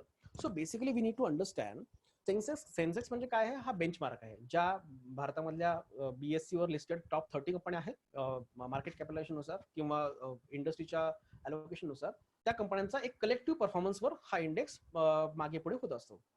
सो ज्या कंपन्या रजिस्टर होतात, कुठलीही कंपनी जेव्हा रजिस्टर होते त्याचं एक बेसिक फीचर असतं, ते म्हणजे परपेच्युअल एक्झिस्टन्स. धीरूभाई अंबानींनी काही कंपनी सुरू केली होती, रिलायन्स नावाची. ते आता नाही आहेत. त्यांची 2 मुलं होती, त्या दोन्ही मुलांनी तो बिझनेस पुढे नेलाय. एका मुलाला अपयश आलं असेल, पण Mukesh Ambani steel richest person in India. आताच त्यांनी आपण परवा न्यूज ऐकली की रिलायन्स जिओ मध्ये, जे अजून लिस्टेड नाहीये, फेसबुकने अराउंड 44,000 crore इन्व्हेस्टमेंट करण्याचा डिसिजन घेतलाय. सो हिज आणि again now Mukesh Ambani has again become richest person in Asia. म्हणजे इक्विटी मार्केट 30% खाली गेलं, त्याचा मुकेश अंबानी कधीच विचार करत नाहीत. He basically focuses on his business.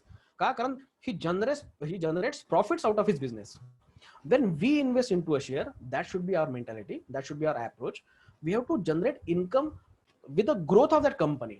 जे प्राइस मुवमेंट नुसार त्यात प्रॉफिट कमवण्याचा प्रयत्न करतात, they are basically investors for short term. पण मी इन्व्हेस्टर त्यांना म्हणेन की जे लॉंग टर्म साठी इन्व्हेस्ट करतात एखाद्या शेअर मध्ये.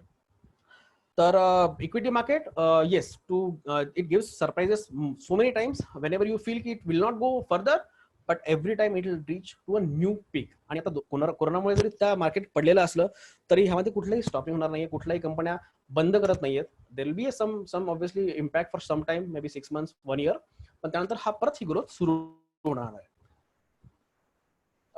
Okay, understanding this inflation, equity मध्ये इन्व्हेस्टमेंट करणं का आवश्यक आहे? Just to beat the inflation, सगळ्यात महत्वाचा part.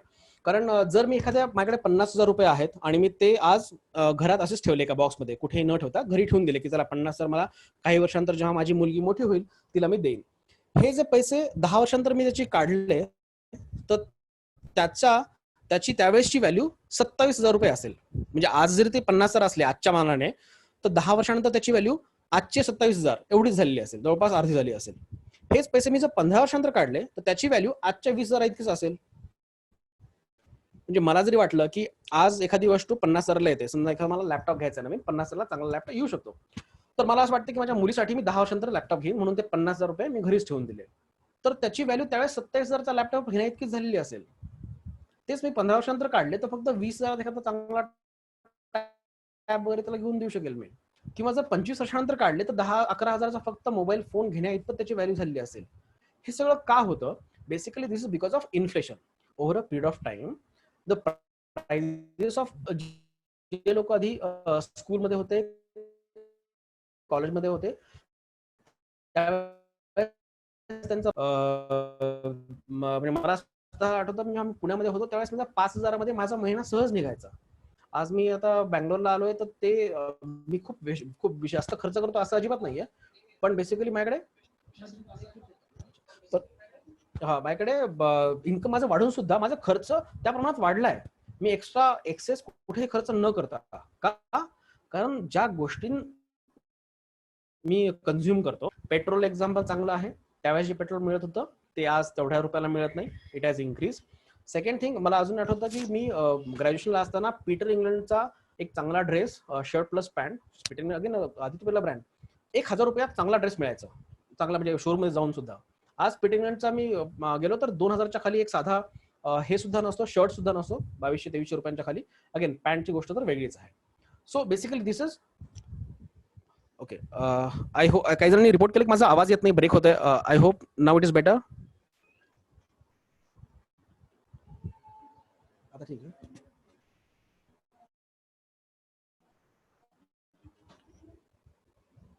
Okay, so this is basically to understand the importance of equities. Why? Because we have to get the returns which are better than inflation. The inflation आपल्या इंडियामध्ये जे average मानलं जातं गेल्या 25-30 वर्षांमधलं, which is 6%. Again, we are talking about the consumer CPI, consumer price inflation, की जे एक particular काही सेट ऑफ कमोडिटीज आहेत, काही गोष्टी आहेत, त्यांच्या प्राइसवर डिपेंड केलं जातं.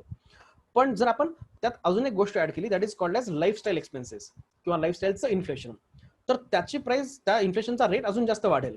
सांगायचं असंच की जेव्हा मी बॅचलर होतो त्यावेळेस मी सिंगल स्क्रीन थिएटरला सुद्धा मला मूव्ही पाहायला जायला काही वाटायचं नाही. पण जेव्हा मग आता लग्न झालं, मला वाटायचं नाही आता बायको आली आहे, चांगल्या थिएटरला जायला पाहिजे मूव्ही पाहायला. तर माझा लेक झाली आहे, तर जेव्हा मी तिला पहिल्यांदा मूव्हीला घेऊन जाईल, मला असं वाटेल की नाही सगळ्यात तिला चांगला एक्सपिरियन्स आला पाहिजे, म्हणून मी अजून महागड्या मोठ्या मल्टिप्लेक्सला घेऊन जाईल, चांगल्या जास्त महागडी तिकीट काढेल. का? तर मला तिला चांगला एक्सपिरियन्स द्यायचा आहे, अजून माझ्या बायकोपेक्षा अजून चांगला वाटतं असतं म्हणून.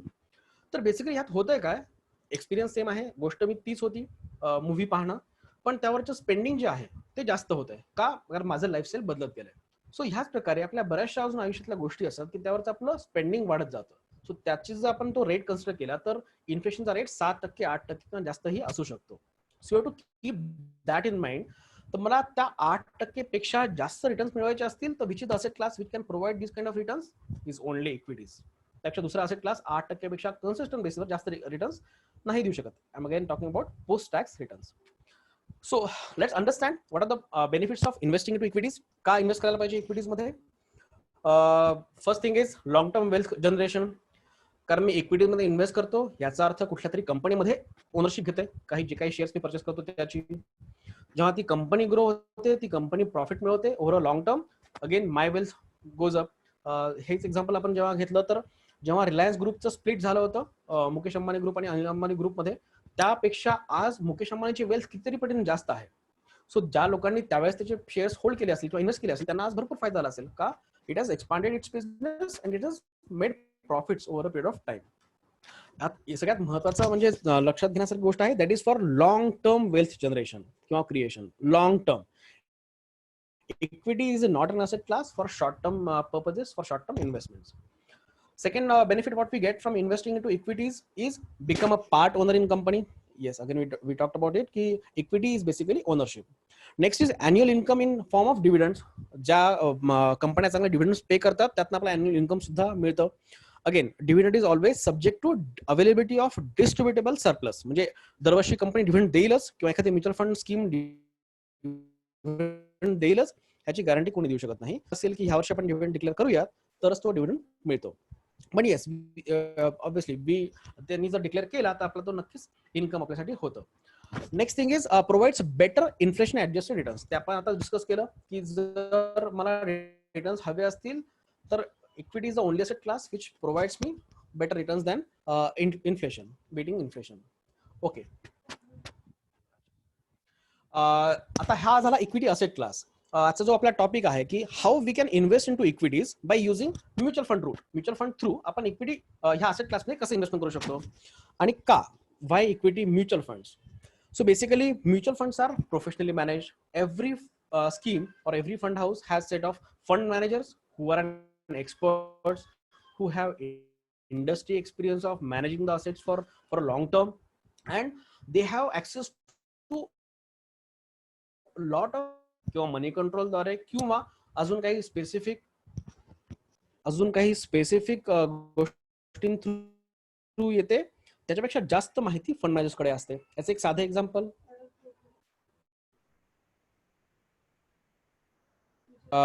फंड मॅनेजर्स एखादा स्टॉक मध्ये एखाद्या कंपनीचं फ्युचर किंवा प्रॉफिटेबिलिटी चांगली नाही वाटली तर त्यातनं लगेच एक्झिट करतात. As an individual we don't get this kind of information, त्यामुळे आपला डिसिजन घ्यायला ते बराचसा उशीर होतो. नेक्स्ट थिंग इज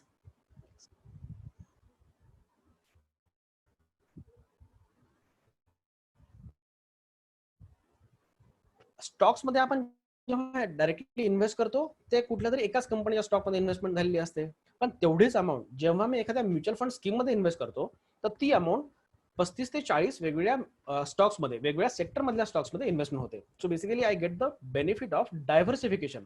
मी कुठेतरी एकाच ठिकाणी सगळी इन्व्हेस्टमेंट करत नाहीये. Next is easy on pockets. मी खूप कमी अमाऊंट मधून एसआयपी सुरू करू शकतो. इट इज नॉट मॅन्डेटरी की मला खूप पैसे असले पाहिजे तरच माझ्याकडे खूप पैसे असले पाहिजे तरच मी म्युच्युअल फंड इन्व्हेस्ट करू शकतो, असं अजिबात नाहीये. I can start an SIP with just 500 and a few AMCs have now allowed to start an SIP with just 100 rupees. म्हणजे नाव मला घ्यायचं नाही कुठल्या एएमसीच्या आजच्या सेशन मध्ये, पण yes, a few AMCs have allowed investors to start an SIP with 100 rupees. म्हणजे विचार करा, जो एखादा पानपट्टीवाला असतो किंवा रस्त्यावरचा पाणीपुरीवाला असतो, सो त्यांचं इन्कम कमी आहे असं आपण मानतो. Basically they get more income many times, पण ते लोक सुद्धा मंथली इन्व्हेस्टमेंट करू शकतात with just 100 rupees per month. ते सोपं आहे, प्रत्येकाला इन्व्हेस्टमेंट करण्याचे चान्स मिळतो. Next is again tax planning. Mutual funds मध्ये, इक्विटी म्युच्युअल फंड्स मध्ये ELSS, equity linked saving scheme नावाचा एक प्रकार असतो. So which has a locking period of 3 years.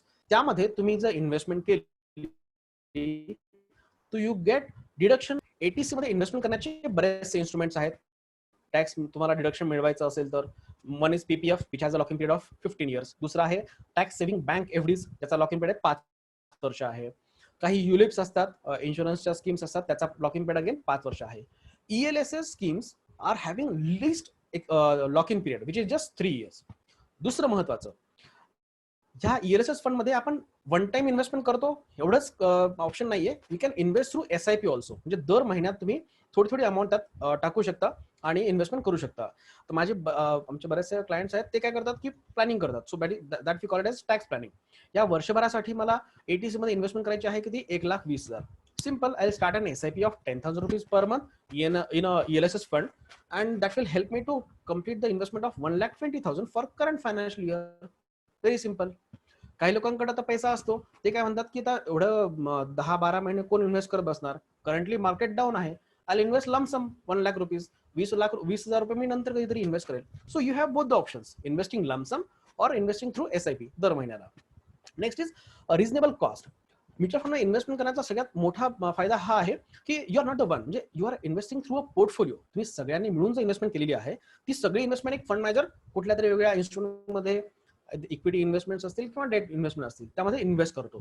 त्यामुळे तुमची जी कॉस्ट आहे, प्रत्येक स्कीमचा एक एक्सपेन्स रेशिओ असतो, तो खूप कमी असतो. म्हणजे सेबीने सांगितल्याप्रमाणे you cannot exceed an expense ratio of 2.25% for equity schemes. म्हणजे तुमचा कॉर्पस एखाद्या स्कीमचा 500 करोड किंवा त्यापेक्षा कमी असेल, then you can charge 2.25% of the overall corpus as an expense ratio. म्हणजे त्या पैशांमधनं तुम्ही तुमचे फंड मॅनेजमेंट फीज, तुमच्या सगळ्या एम्प्लॉईची सॅलरी, तुमचं अजून जे काही तुम्ही हे देता एम्प्लॉईसाठी, म्हणजे रेंट असेल तुमच्या ऑफिसचं किंवा अजून कुठले एक्सपेन्स असेल, हे सगळे एक्सपेन्सेस तुम्हाला मॅनेज करायचे असते त्या 2.25% मध्ये. जेव्हा तुमचं त्या स्कीमचं कॉर्पस 500 करोड ते 750 करोड ह्याच्यामध्ये असतं, then you can charge only 2%, त्यापेक्षा जास्त नाही. तुमचं जे वाढेल 750 करोड ते 1200 करोड पर्यंत असेल तर त्या केसमध्ये यू कॅन चार्ज ओनली 1.75%. तर जसं तुमच्या स्कीमचं एयुएम वाढेल तशी तशी तुमची कॉस्ट कमी होत जाते. So and one thing I like about mutual fund, equity mutual fund is transparency. बाकी तुम्ही एखाद्या बँकेत जर एफडी केलीत, कुठल्या बँकेत तुम्ही पैसे ठेवलेत 1 लाख रुपये, bank will never tell you की आम्ही ह्या 1 लाख रुपयांचं काय केलंय. कुणाला पर्सनल लोन दिलंय, कुणाला होम लोन दिलंय, कुणाला व्हेकल लोन दिलंय, माहित नाही. पण जेव्हा मी एखाद्या म्युच्युअल फंडच्या स्कीममध्ये पैसे गुंतवतो, that mutual fund scheme, all mutual funds are mandatorily have to disclose their portfolio, month end portfolio. दर महिन्याच्या 10 तारखेपर्यंत त्यांना तो डिस्क्लोज करणं आवश्यक असतं एम्फीच्या वेबसाईटवर as well as their own website, म्हणजे त्या म्युच्युअल फंडच्या वेबसाईटवर. म्हणजे मला कळतं की ह्या स्कीमचा टोटल कॉर्पस किती आहे. समजा example 10,000 crore.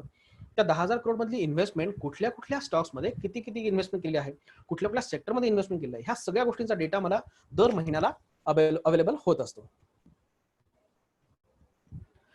Okay, there is one more question which has come.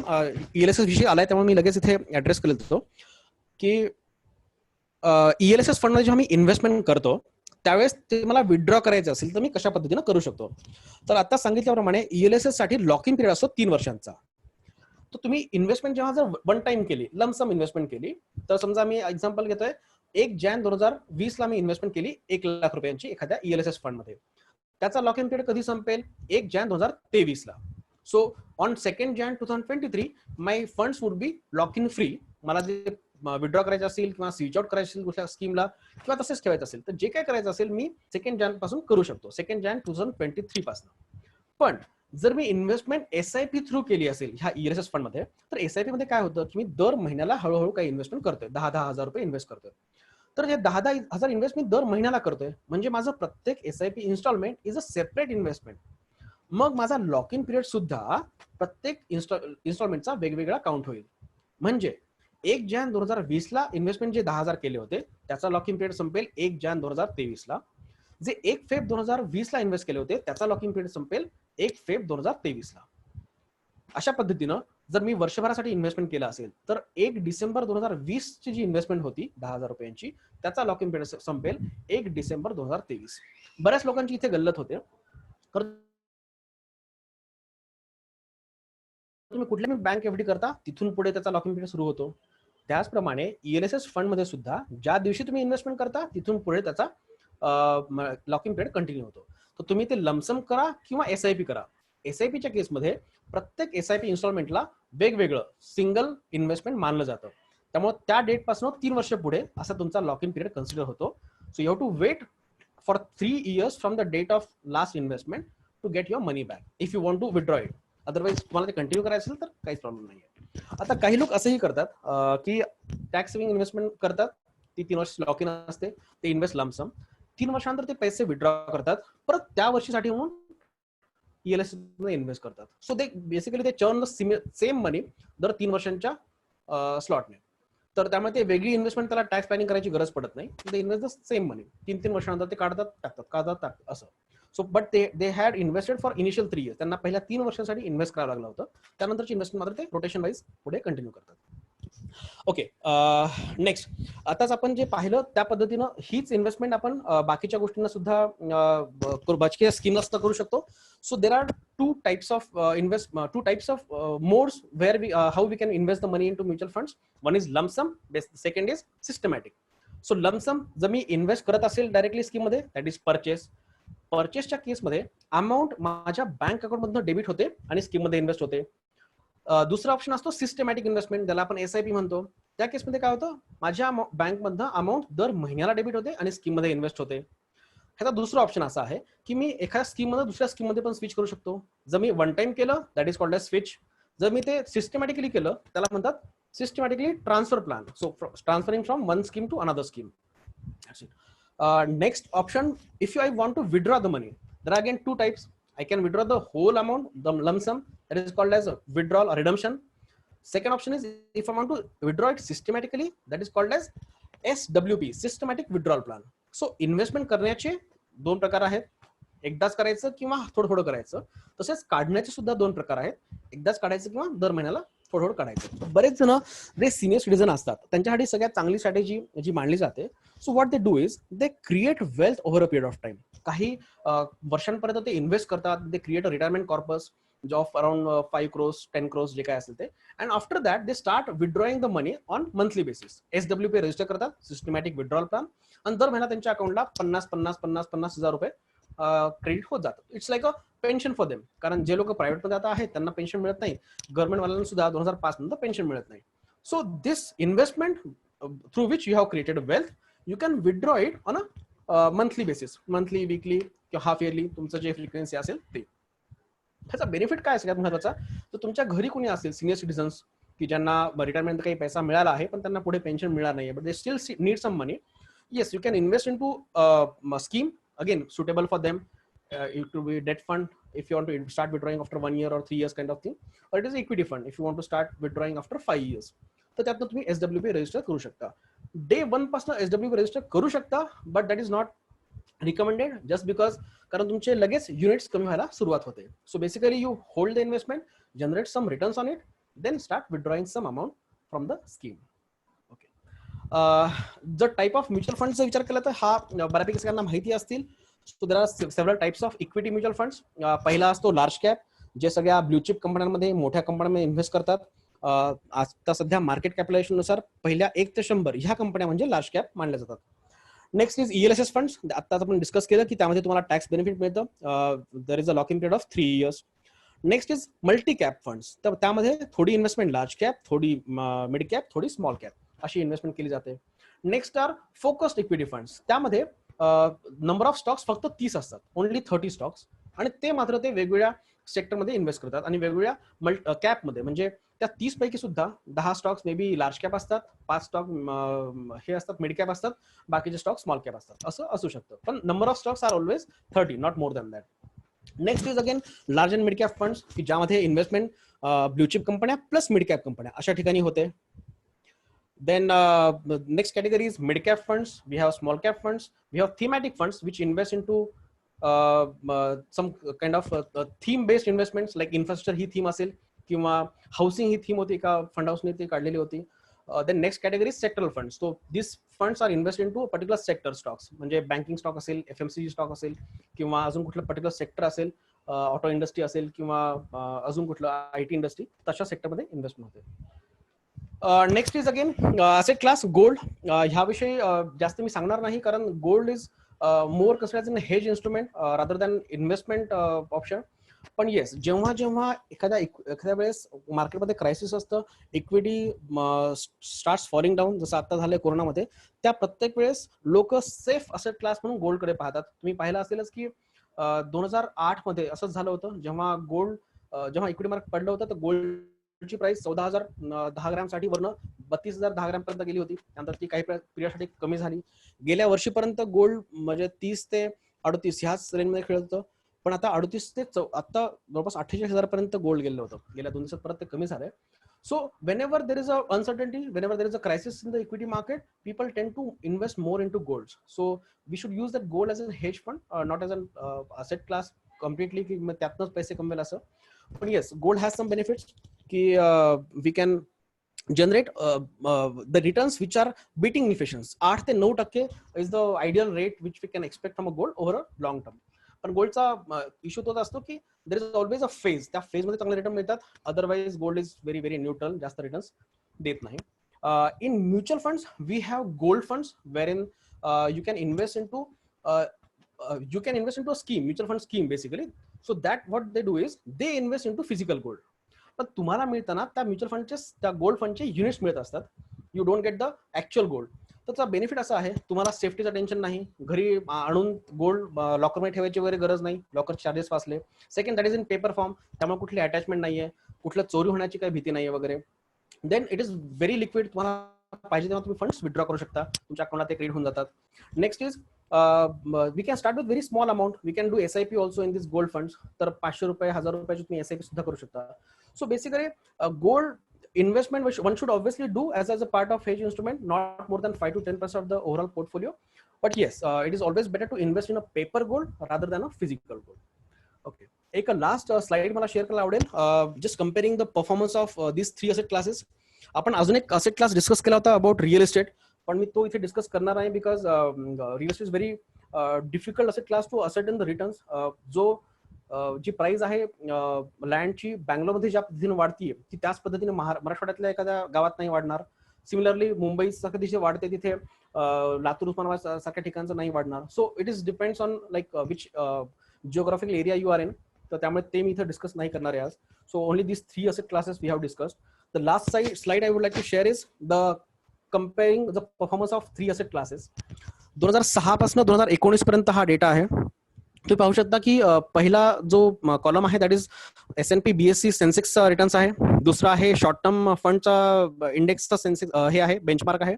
And third is gold returns आहेत. So different year different asset classes have perform.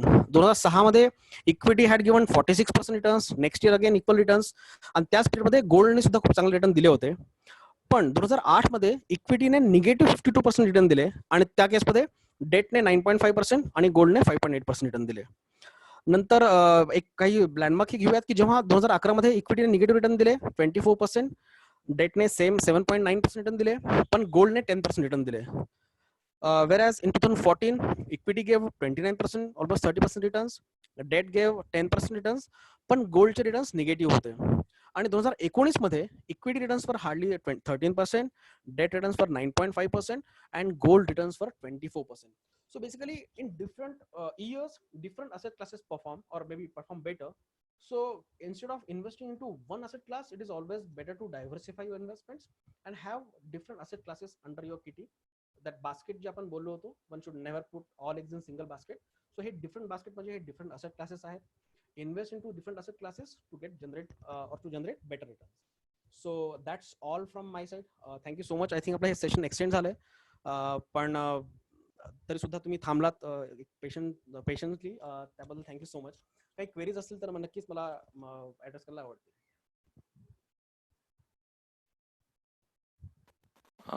Okay Narayan भाऊ, थँक्यू व्हेरी मच. छान इन्फॉर्मेशन मिळाली. I guess if you have some time आपण काही questions घेऊ शकतो. हो नक्कीच नक्कीच. आय गेस चॅट बॉक्समध्ये काही क्वेश्चन्स आहेत, तर मला वाटतं आय गेस काही आन्सर केलेले आहे ऑलरेडी. एक प्रश्न आला इथे, please explain the PhonePe liquid fund. So basically PhonePe is just a kind of an platform. Liquid fund हा प्रत्येक म्युच्युअल फंड कंपनीचा असतो. एक्झाम्पल द्यायचं म्हटलं तर HDFC liquid fund, ICICI liquid fund, Aditya Birla liquid fund, DSP liquid fund, प्रत्येक AMCचा. But you can invest through different platforms. आज भरपूर प्लॅटफॉर्म्स अवेलेबल आहेत. You can invest through your advisor also. So multiple options available आहेत invest करण्याचे. पण जी scheme असते launch केलेली ती कुठल्या तरी म्युच्युअल फंड कंपनीने लॉन्च केलेली असते. That you have to check. So PhonePe liquid fund असा काही प्रकार नाही आहे. तिथे तुम्ही पाहू शकता हवं तर कुठल्या म्युच्युअल फंड कंपनीचा त्यांनी लिक्विड फंड तुम्हाला रेकमेंड केलेला आहे. ओके, एक अजून प्रश्न आहे इथे, गोल्ड पेपर इन्व्हेस्टमेंट मध्ये टॅक्स बेनिफिट्स मिळतात का? Yes yes. जो इट्स अगेन असेट क्लास, त्यामध्ये तुम्ही जर होल्ड केलं 3 वर्षापेक्षा जास्त तर you get indexation benefit in gold as well. पण हा, जर तुम्हाला ATC मध्ये बेनिफिट्स हवे असतील तर नाही, गोल्ड मध्ये इन्व्हेस्ट करून ATC मधले बेनिफिट्स मिळत नाहीत. Okay, is there any risk in sovereign gold bond? No risk ideally, कारण गव्हर्नमेंट बॅक बॉन्ड्स आहेत ते. So government they have assured की 2.5% रिटर्न्स तुम्हाला मिळतील त्या जेवढी तुमची इन्व्हेस्टमेंट आहे त्यावर. So as such no risk. जे काही गव्हर्नमेंटने बॅक केलेलं असतं त्यामध्ये रिटर्न्स कमी असतात, पण सेफ्टी जास्त असते. इथे क्वेश्चन आहे की example of debt fund and how it is different from ELSS. Okay, debt फंडचं एक्झाम्पल द्यायचं म्हटलं तर आता जे आपण एक प्रश्न विचारला होता की लिक्विड फंड. सो एक्झाम्पल घेतो एका AMCचं नाव आता HDFC liquid fund. So HDFC liquid fund is a scheme which is suitable for 7 days to 2 months, which invests into money market instruments, treasury bills. ह्या स्कीम मध्ये मला रिटर्न मिळतात 6-6.5%. That's it. ELSS fund म्हणजे equity link saving schemes आहेत, ज्यामध्ये investment वेगवेगळ्या कंपन्यांच्या शेअरमध्ये होते, स्टॉक्समध्ये होते. It is normal equity fund only, but comes with lock in, आणि त्या लॉक इन असल्यामुळे त्याला टॅक्स बेनिफिट सुद्धा असतो. So ELSS is always an equity scheme. Debt funds are the funds which invest into debt instruments, जे आपण आता बोललो की commercial papers, treasury bills, CPs, CDs, certificate of deposits, किंवा अजून कुठले बॉन्ड्स, NCDs, ह्या सगळ्या इन्स्ट्रुमेंट इन्व्हेस्ट करणाऱ्या स्कीम्स असतात त्यांना आपण डेट फंड्स म्हणतो. डेट म्हणजे बॉरोइंग, इक्विटी म्हणजे ownership. So we just had to understand the difference between two. Okay, thank you, Narayan Bhau. एक क्वेश्चन इथे आहे. I guess someone has invested in Franklin Templeton and that funds have been closed. So that money is lost or they have invested in some other नाही schemes? नाही नाही नाही आता काय केलंय फ्रँकलिनने जे केलंय तर बेसिकली त्यांनी आता ह्याच्या पुढची इन्व्हेस्टमेंट त्या स्कीम मध्ये करता येणार नाहीये कुणालाही, आणि त्या फंड्स आपला विड्रॉ सुद्धा करता येणार नाहीये. सो त्या कंपनीने स्कीम्स बंद केल्यात. मग आता काय करणार ते, त्या स्कीम मध्ये जे जे काही पेपर्स होते, डेट इन्स्ट्रुमेंट्स होते, ते मॅच्युरिटी, त्या प्रत्येक पेपरची मॅच्युरिटी डेट असते. आपण आता बोललो की प्रत्येक बॉन्डची मॅच्युरिटी पिरियड असतो. काही बॉन्ड्स 3 महिन्यांचे असतात, काही 6 महिन्यांचे असतात, काही 3 वर्षांचे सुद्धा असतात. सो त्या बॉन्ड्सची मॅच्युरिटी होऊपर्यंत ही कंपनी वाट पाहिल. मॅच्युरिटी नंतर ते पैसे त्यांना मिळाले की हे पैसे इन्व्हेस्टरला प्रत्येकाला ते वाटण्यात येतील, ज्या ज्या प्रपोर्शनमध्ये त्यांची इन्व्हेस्टरची इन्व्हेस्टमेंट आहे त्या प्रकारे. Otherwise company will also try to sell off those papers in the secondary market. त्यामधनं पैसे मिळाले की ते इन्व्हेस्टरला परत केले जातील. पण जे पैसे आहेत त्यामध्ये ते लॉस झालेले नाहीयेत, ते काही जाणार नाहीयेत कुठे, प्रत्येकाला पैसे मिळतील. हा, रिटर्न्स जे मिळणार होते त्या स्कीम्स मधनं, जो फ्रँकलिन नेहमीच लोकांना हाय रिटर्नसाठी माहित होतं, people use to invest more into Franklin scheme just looking at the past performance, तर तेवढे रिटर्न्स नाही मिळणार, ऑब्व्हियसली पर्सेंटेज कमी होईल. पण कधी ते परत करतील ह्याचं कुठलंही डेडलाईन नाहीये. As and when they get opportunity to sell the papers into market, when they get money they will repay to the investor. प्रत्येकाला पैसे मिळतील हे मात्र नक्की. Okay, great. I guess gold bond बद्दल बरेच questions आहे. Is bank important to choose for gold bond? No. Can we book through any bank? No, हा, you can invest through any bank where you have an account. त्याचा काही issue नाही. जे sovereign bonds असतात वगैरे, तर त्याच्यामध्ये तुम्ही कुठलाही तुमच्या जिथे तुमचं अकाउंट आहे तिथे तुम्ही इन्व्हेस्ट करू शकता. त्याला कुठलाही ऑप्शन चूज करण्याचा इश्यू नाहीये.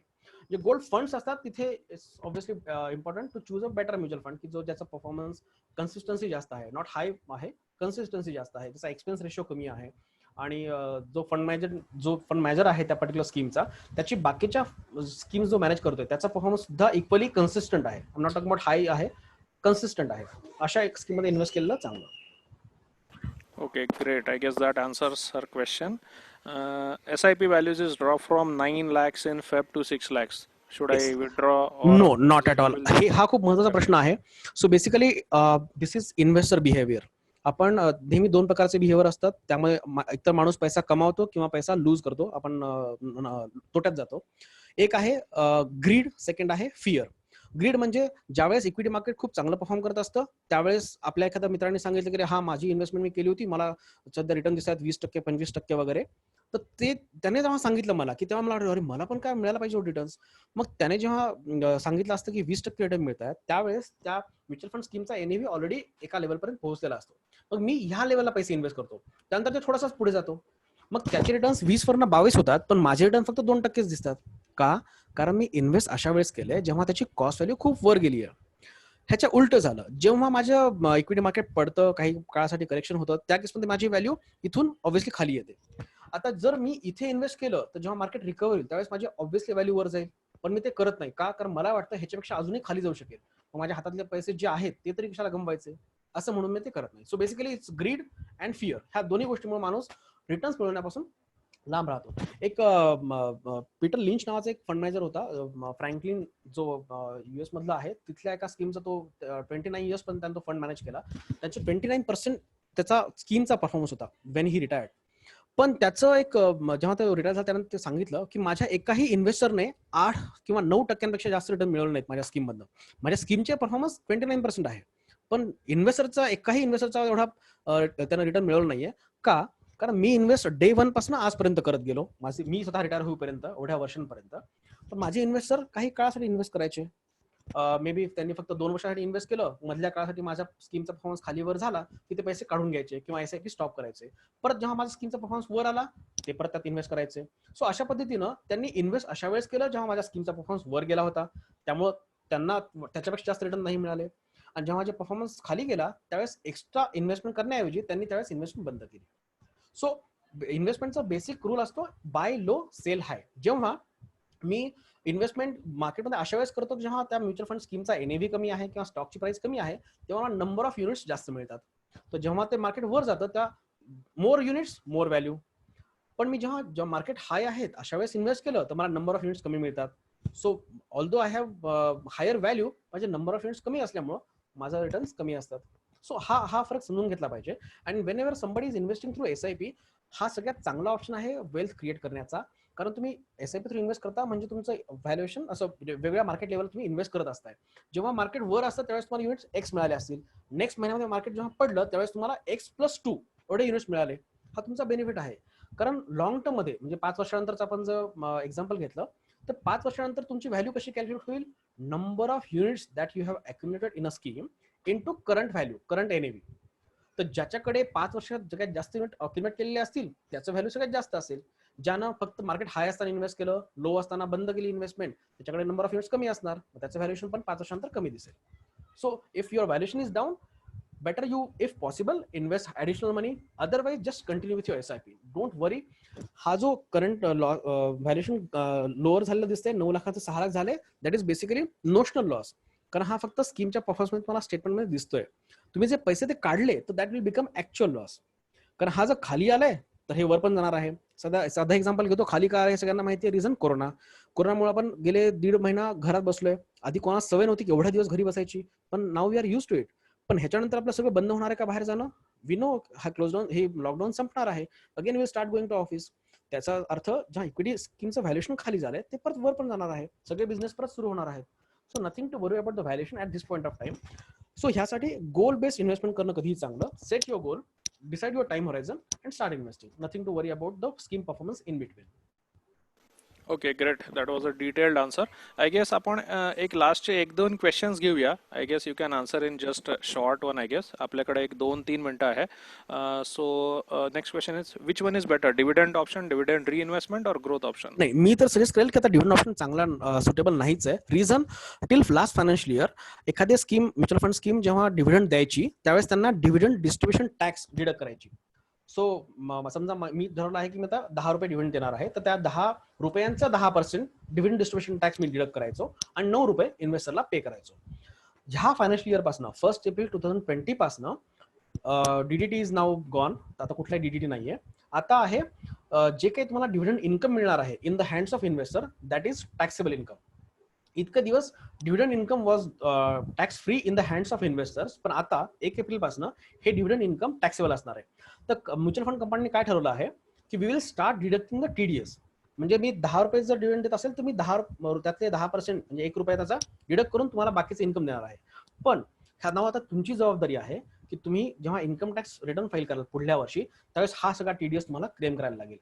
आणि जर तुमचं टॅक्स ब्रॅकेट 30% किंवा 30% असेल किंवा 20% असेल तर कंपनीने डिडक्ट केला TDS 10%, उरलेल्या 10% तुम्हाला टॅक्स द्यायला लागेल. म्हणजे कशावर? डिव्हिडंड इन्कमवर. म्हणजे मला वर्षभरात समजा 1 लाख रुपये डिव्हिडंड मिळाला असेल, सो कंपनीनं 10% TDS डिडक्ट केला आणि उरलेले 10% मला डिडक्ट करायचे. का? कारण मी 20% टॅक्स ब्रॅकेटमध्ये आहे. So now dividend option is not suitable, neither a dividend reinvestment nor a dividend payout. Better invest in a growth fund. Okay, that was a nice answer. Okay, which is the best one for investment? Debt, equity or liquid? सांगितलं आता की it is basically combination of all asset classes. कुठलाही एक asset class चांगला आहे असं म्हणून चालणार नाही. You should have debt in products or debt mutual funds in your kitty, in your portfolio. Ideally it goes as per your age. जेव्हा तुम्ही यंग असता त्यावेळेस तुमची investment 80% should be into equities, 20% should be into debt. जसं तुमचं age वाढतं तसं इक्विटी पोर्शन कमी व्हायला पाहिजे, डेटचा पोर्शन वाढायला पाहिजे. Wien somebody crosses 50-55, his 80 to 90% investment should be into debt and hardly 10%, 20% should be into equities. This is for a conservative or moderate investor. जे अग्रेसिव्ह असतात ते 60 नंतर सुद्धा इक्विटीमध्ये इन्व्हेस्ट करतात, that is different. For somebody who doesn't understand all this asset classes, better just adjust as per your age. So but have all asset classes in your kitty. कुठलाही एक asset class, example द्यायचं म्हटलं तर आता equity market 30% पडलंय, पण date मार्केटला असा काही इश्यू नाहीये. सो ज्यांची इन्व्हेस्टमेंट डेटमध्ये सुद्धा होती त्यांचा ऍटलीस्ट पोर्टफोलिओ बरा परफॉर्म करतोय. त्यांची ओव्हरऑल पोर्टफोलिओ रिटर्न 30% डाऊन नाहीये, त्यांचा हार्डली 15% डाऊन आहे. Okay, nice. Yeah. How safe are money saving schemes provided by jewelers like Tanishq, GRT? Again that depends on who is providing that. Basically सांगितल्याप्रमाणे की ह्या ज्या gold saving schemes असतात त्यामध्ये काय सांगतात की तुम्ही 12 महिन्यासाठी पैसे इन्व्हेस्ट करा, 13व्या महिन्याचे पैसे आम्ही देतो. पण त्या केसमध्ये they will ask you to buy some gold jewellery from them. कुठल्याही गोल्ड तुम्ही ज्वेलरी म्हणजे दागिना जेव्हा परचेस करता त्यावेळेस ती तुम्हाला इन्व्हेस्टमेंट म्हणून कन्सिडर करू नये तुम्ही. का? कारण तुम्ही जो दागिना घेता त्याच्यामध्ये काही इमोशन अटॅच असतात.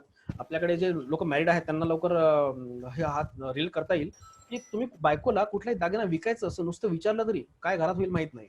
सो कारण आपल्याकडे ते इमोशन्स अटॅच असतात. हा दागिना ह्या ऑकेजनचा आहे, मला पहिल्यांदा दिला होता, हा त्या ऑकेजनचा आहे. काही आपल्याकडे परंपरागत चालत आलेले दागिने असतात, ते आपण कधीच विकत नाही, कारण आपले इमोशनली आपण त्याच्यासोबत अटॅच असतो. त्यामुळे दागिने घेणं हा इन्व्हेस्टमेंट कधीच होऊ शकत नाही, कारण त्याच्यावर तुम्हाला काही रिटर्न मिळत नाही.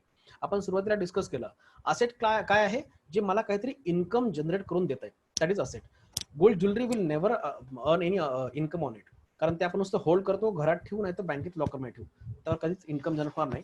So better avoid these investments. If you want to invest in gold, other investment paper असेल, गोल्ड ETF आहे, गोल्ड फंड आहे, किंवा गोल्डचे तुम्ही हे कॉइन्स किंवा बार्स परचेस करू शकता आणि जे नंतर विकू शकता, कारण बार्स परचेस केल्यानंतर त्या काही इमोशनल अटॅचमेंट नसते, वाटलं तर तुम्ही विकू पण शकता. So that you can do. Okay, thank you Narayan भाऊ. आपण एक शेवटचा प्रश्न घेऊया. बाकी प्रश्न आय गेस इन पर्सन आपल्याला एक आन्सर देता येईल. So how to compare different mutual fund? I guess तुम्ही सांगितलं असेल, बट स्टील एक क्रिस्प आन्सर तुम्ही परत देऊ शकता. हा, आता again we need to understand की which category we are investing to. जर डेट फंड्स असतील तर डेट फंड मध्ये इन्व्हेस्टमेंट करताना पाहण्याच्या गोष्टी असतात. That is one thing is YTM, yield to maturity. Second is average maturity of that portfolio. Third is modified duration. ह्या 3 गोष्टी असतात. ह्या 3 गोष्टी मी थोडक्यात सांगण्याचा प्रयत्न करतो, कारण त्याला खरं तर जास्त वेळ लागेल. सो YTM इज बेसिकली ह्या डेट फंडमध्ये जे काही सगळे पेपर्स आहेत, डेट इन्स्ट्रुमेंट आहेत, त्या सगळ्यांचा कलेक्टिव्हली ॲव्हरेज रिटर्न किती मिळेल. तर तुम्ही आपल्याकडे आता व्हॅल्यूरिसर्च.com आहे, किंवा investing.com आहे, किंवा मनी कंट्रोल आहे, बऱ्याचशा आपल्या वेबसाईट आहेत, त्यावर तुम्ही जाऊन चेक करू शकता एखाद्या स्कीमचा YTM किती आहे. YTM जर असेल 6%, तर तुम्ही एक्सपेक्ट करू शकता की हा 6 महिन्यांसाठी, आणि हा ॲव्हरेज मॅच्युरिटी किती आहे आणि YTM किती आहे. ॲव्हरेज मॅच्युरिटी आहे 6 महिने, YTM आहे 6%. ह्याचा अर्थ ह्या स्कीममध्ये पैसे जर गुंतवले आणि 6 महिन्यासाठी ठेवले तर मला 6% रिटर्न मिळतील. आता काही स्कीमचा YTM जास्त असतो, हाय असतो, क्रेडिट रिस्क फंड, त्याचा असेल 9% वगैरे, तर मग त्याचं होरायझन किती आहे, 3 वर्षांचा असतो. 3 वर्ष जर मी इन्व्हेस्ट केले तर मला रिटर्न किती मिळणार, 9%. पण next thing I have to check it, what is the credit quality of the papers. मग त्यामध्ये AAA रेटेड किती पेपर्स आहेत, ते असतील फक्त 10-20%. का? कारण AAA रेटेड कमी असल्यामुळं डबल रेटेड पेपर्स किंवा सिंगल रेटेड पेपर्स जास्त आहेत, की ज्यांची क्रेडिट क्वालिटी कमी असते पण त्याचे रिटर्न जास्त असते. म्हणूनच ही स्कीम 9% रिटर्न देऊ शकते. So if I am ready to take that much risk, yes I should go for that. So सांगायचं तात्पर्य असं की स्कीम चूज करताना मला काही गोष्टी आहेत त्या पाहायच्या असतात, मग सिलेक्ट करायच्या. मग ICICI स्कीम सिलेक्ट करतोय का, आदित्य बिर्लाची करतोय का, DSP ची करतोय, हे महत्वाचं नाहीये. सो बेसिकली माझा क्रेडिट रेटिंग जे आहे ते मला सुटेबल आहे का, इन्व्हेस्टमेंट होरायझन मला सुटेबल आहे का, आणि मी किती रिस्क घेऊ शकतो, ह्यासाठी ही स्कीम सुटेबल आहे का, हे सांगणं, हे जास्त पाहणं जास्त महत्वाचं आहे. Same is the case with equity funds. Equity फंडमध्ये माझं इन्व्हेस्टमेंट होरायझन जर 5 वर्ष ते 7 वर्षापर्यंत असेल, I can go for large cap और मल्टी कॅप फंड्स. 7 ते 10 वर्ष असेल, I can go for mid cap funds. 10 वर्षापेक्षा जास्त असेल तर I can go for small cap funds. तर हा बेसिकली माझं गोल, माझी रिक्वायरमेंट आणि माझं होरायझन हे पाहून मी इन्व्हेस्टमेंट किंवा स्कीम चूज करायला हवी. ओके, थँक्यू नारायण भाऊ. एक 2च प्रश्न दिसतात आहे मला. Can we take it? Please. Okay, so इथे विचारलेलं आहे, top performing ELSS and debt fund बद्दल माहिती देता येईल का? I guess if it is big answer, you can get in touch with Vishal, you can get in touch with Narayan bhau. I guess question is top performing funds and debt fund बद्दल माहिती देता येईल का? So I guess this can be taken in person, right? Okay. Next question in, what are your views on hybrid funds, PAN, TDS statement, mutual fund को देणार का, expense ratio SIP installment वर पण consider होतो का? Okay, या 3 प्रश्न आहेत बेसिकली. Yes. मी आन्सर देते. So basically what are views on hybrid funds? Yes, it's a better option to allocate your assets. कारण हायब्रिड फंड्सचा अर्थच असतो it is a combination of equity and debt. तर काही हायब्रिड फंड असे असतात की ज्यात इक्विटी पोर्शन जास्त असतो, 70% असतो, डेट पोर्शन 30% असतो. काही हायब्रिड फंड असे असतात की ज्यात डेटचा पोर्शन 70% असतो, इक्विटीचा पोर्शन 30% असतो. So somebody who does not want to invest into different asset classes, त्यांना एकाच इन्व्हेस्टमेंट मधून असं ॲलोकेशन वेगवेगळ्या ठिकाणी करायचं आहे, दे can go for hybrid funds. So it is suitable for those who are kind of moderate और conservative investors, त्यांनी नक्कीच हायब्रिड फंडमध्ये इन्व्हेस्टमेंट करू शकतात. Second question is, PAN TDS statement mutual fund company देणार का? Yes, from this year onwards, mutual fund companies will start providing TDS certificate. Similar to your bank account, तुम्ही जे पाहिलं असेल की बरेच लोक आपल्याकडे फॉर्म 15G किंवा फॉर्म 15H प्रोव्हाइड करतात. तर त्यामध्ये असतं की प्लीज डू नॉट, आपण डिक्लेरेशन देतो की please do not deduct any TDS from my investments. माझ्या एफडी आहे त्यावर तुम्ही कुठलेही टीडीएस लावू नका, असं जे रिक्वेस्ट बँकेला देतो आपण, similar request we can do it for mutual fund companies also. तर त्या केसमध्ये ते तुमचं टीडीएस डिडक्ट करणार नाहीत.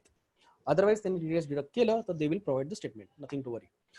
Next is expense ratio. SIP इन्स्टॉलमेंटवर पण कन्सिडर होतो का? इन्व्हेस्टमेंट तुम्ही एसआयपी थ्रू करा किंवा लमसम करा, एक्सपेन्स रेशो हा त्या स्कीमच्या कॉर्पसवर चार्ज केला जातो. सो बेसिकली 10,000 करोड आहेत, ते 10,000 करोड लमसम इन्व्हेस्टमेंट करून तयार झाले आहेत का एसआयपी थ्रू तयार झालेत, त्याचा काही फरक पडत नाही. त्या स्कीमचा दर महिन्याला किती एक्सपेन्स रेशो आहे त्या त्या प्रोपोर्शन मध्ये त्यावर एक्सपेन्स रेशो चार्ज केला जातो. Okay, great, thank you. एक आता शेवटचा प्रश्न घेऊ. सो म्युच्युअल फंड मध्ये इन्व्हेस्ट करताना do we invest directly or through any third party like Wealthy, Paytm? Okay, हा खूप महत्त्वाचा प्रश्न आहे. So basically there are two types of investors. काही लोकांना वाटतं की they are able to manage everything on their own, yes they can go directly. काही लोकांना वाटतं की ते नीड अ कोच. तुम्ही पाहत असाल आजकाल आपल्याकडे ना फिटनेससाठी खूप अवेअरनेस वाढत चाललेला आहे. So people who are kind of middle class, they are earning normal decent salary, they काहीच नसेल तर घरी योगा करतात. जर फारच वाटलं तर दे जॉईन जिम और different kind of classes and all. जे लोक थोडेसे मिडल प्लस क्लासमध्ये जातात ते काय करतात की आपला पर्सनल कोच हे करतात. कारण त्यांना काय माहिती असतं की मी स्वतः, मला सगळं माहिती आहे, मी रोज वाचतो न्यूजपेपरमध्ये, माझा डाएट कसा असावा, मी बॉडी कशी बिल्ड करू शकतो, हे सगळं मला माहित असतं. पण to keep me discipline, to ensure that I am just following that diet plan किंवा माझं काही रुटीन वर्कआउट असेल, हे सगळं मला मॅनेज करण्यासाठी I need somebody who is an expert. तो जिमचा इन्स्ट्रक्टर असतो, तो हे काम करतो की तो प्रत्येक त्याचा जो क्लायंट आहे त्या प्रत्येकाचं ते डाएट प्लॅन शेड्यूल करत असतो आणि त्यासोबत ते काम करून घेतो. त्याकडनं त्याचा फिटनेस मेंटेन करतो, त्याचा मील मेंटेन करतो, सगळ्या गोष्टी मेंटेन करतो. Obviously he has to pay extra for that. ज्या लोकांना ते परवडतं ते घेतात आणि ऑब्व्हियसली दे बिल्ड बॉडीज. तुम्ही आपण सगळ्या सेलिब्रिटीज पाहत असाल, सगळ्या सेलिब्रिटीजला सगळ्या गोष्टी माहित असतील नक्कीच व्यायामाविषयीच्या, पण येस दे हॅव सम इन्स्ट्रक्टर्स. दुसरं एक्झाम्पल देईल की इथून मला म्हणजे आता मी राहतो सध्या बेगूर रोडला, तर मला बेगूर रोड इलेक्ट्रॉनिक सिटीला जायचं आहे, तर I can just go on my two wheeler और फोर व्हीलर किंवा मी कॅबने जाऊ शकतो. पण जर मला इथून दिल्लीला जायचं आहे तर I need somebody who is an expert. जर मला जाण्यासाठी वेळ कमी असेल, I should take a flight. फ्लाईटमध्ये रिस्क जास्त आहे कारण हवेत काही येऊ शकतं, पण again there is a person who is a pilot, तो एक्सपर्ट आहे त्यामधला. I pay extra amount for that. माझ्याकडे थोडा जास्त वेळ असेल, आय गो बाय बस और ट्रेन. त्यामध्ये मला वेळ जास्त लागतो, लिटल सेफ, पण अगेन रिस्क थोडीफार असते. पण माझ्याकडे कॉस्ट मला कमी लागते. तर I have to decide whether, किंवा तिसरा ऑप्शन आहे की नाही मला स्वतःलाच जायचंय, सगळ्यात कॉस्ट कमी पडेल असं मला वाटतं, मी स्वतःच ड्राईव्ह करत नारायण भाऊ, जाणं. Sorry for interrupting. I guess we have only 5 seconds left, so ठीक आहे, हरकत मीटिंग नाही. बंद होईल. Basically it is basically it's up to you whether you want to go with a direct plan or through investor. If you need advice, go through a investor, go through an adviser, simple. Okay, yeah thank you very much. Yeah thank you very much Narayan bhau. बरीच information दिली आणि hope सगळ्यांना याचा help होईल. अजून कोणाला काही questions असले तर प्लीज नारायण भाऊ यांना तुम्ही कधी कॉन्टॅक्ट करू शकता. माझं स्लाइड शेवटची इच्छा आहे. He is on all platforms आणि yes, recording session is getting recorded, so may be उद्या वर परवा अवेलेबल असणार. ओके, सो ज्यांना कोणाला कुठलेही रेकॉर्डिंग्स हवे आहे आपल्या सेशनचे, तर they have to please email at blrmarathi@gmail.com with the session name, so that we'll provide you that specific drive links. Yeah, so thank you Narayan Bhau, thank you all Thank you for so much all. joining in. Thank you Yeah, for so joining आपण and इथे being patient here. Session आपलं end करू आजचं. Yes, ठीक okay, आहे, thank you. Stay safe, stay at home. या, Thank you so thank you.